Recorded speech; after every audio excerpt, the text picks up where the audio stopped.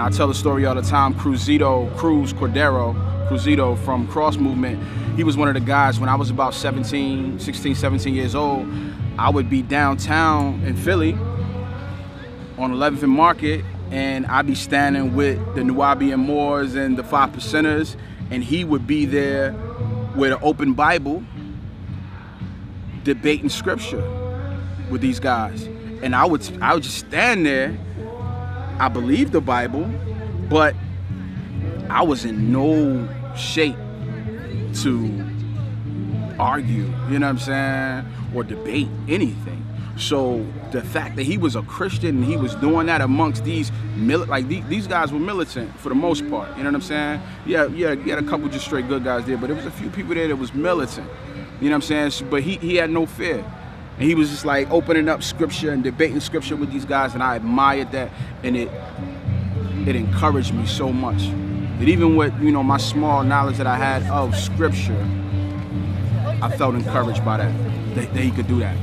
And then shortly after that, that's when I was invited, you know, I was about 19, maybe, you know, a couple years after that, I was invited to a church. How long after that did you meet Cruz Cordero? Is there a story there in terms of your relationship? No. I knew him, and I was telling them this the other day, that I had relationships with members of Cross Movement individually, but never, I didn't know them all together.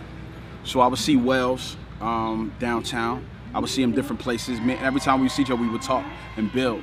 And then I would see Fanatic, Brady, and I would see him different places, and me and him would build. You know, I would definitely see him a lot downtown, and we would just walk and talk about the Lord and other things. And Cruz, you know, like I just knew him from being down there. We would speak, but it was never no real relationship.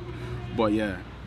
We just interviewed Fanatic, and we were like, oh, any artists who you think are like, you'd co-sign nowadays? And he was like, Eshon Burgundy. He was like, oh, I think he's infallible on the mic, was a direct quote. Wow. Did their music influence you at all, or like what does it mean to have like that kind of co-sign? It means a lot to me because, like I was telling them, I shared with them for the first time the other day that I initially, even when I knew them in Philly, I initially thought their approach was corny.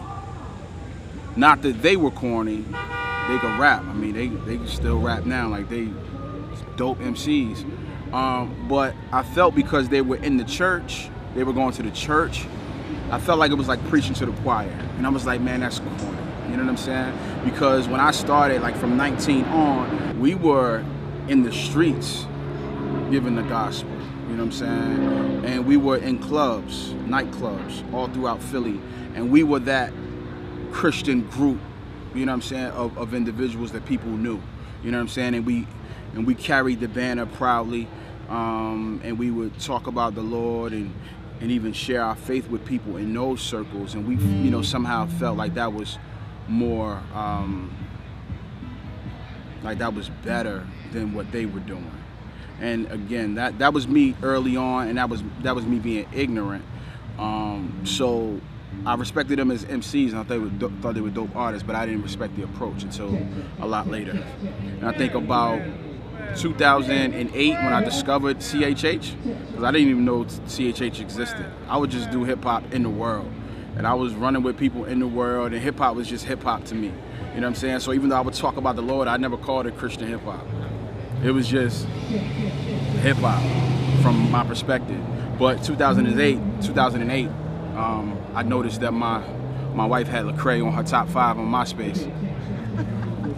I said, and this is when me and my wife, you know, had reconciled, got back together, and we got married. You know, I mean, she was my ex-fiance at the time, but we, you know, got back together, got married in 2007, and then, well, it was 2007 when I saw her MySpace page, and I said, who's this guy Lecrae? Like, why is he #1 on your top 5? You know what I'm saying? I'm like,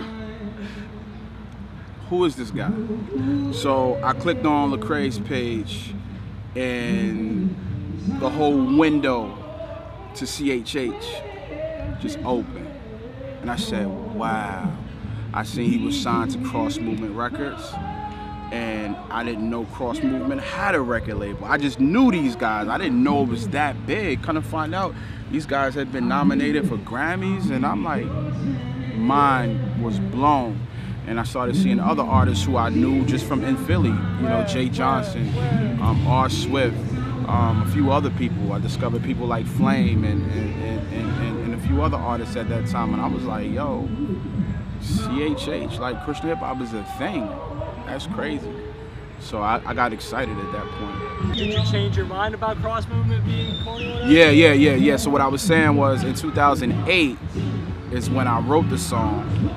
It's called Straight Down No Chaser. I wrote a song called Straight Down No Chaser, and in that song I talked about how I addressed the fact that I thought they was corny at one point for their approach, but I kind of like repented on that song to them, and I don't think they've ever heard it, but I kind of like apologized on that song from my perspective before, you know, because I saw what Christian hip hop had become because of their labor, you know, not them alone, but they were at the helm, they were at the head of it. So seeing their labor, what it produced, it was undeniable that I was really wrong back then, you know, thinking that they were wrong for going to churches. And I look at my own life and I'm like, man, what have I produced? You know what I'm saying? Going to these clubs. The only thing I produced was a whole bunch of people who still didn't know God. You know what I'm saying? So really respect those guys. So to have them say that about me now, and to be where I am in my faith now and my commitment to CHH, I feel like I'm carrying the banner for them now. You know what I'm saying? So to have them say that I'm honored.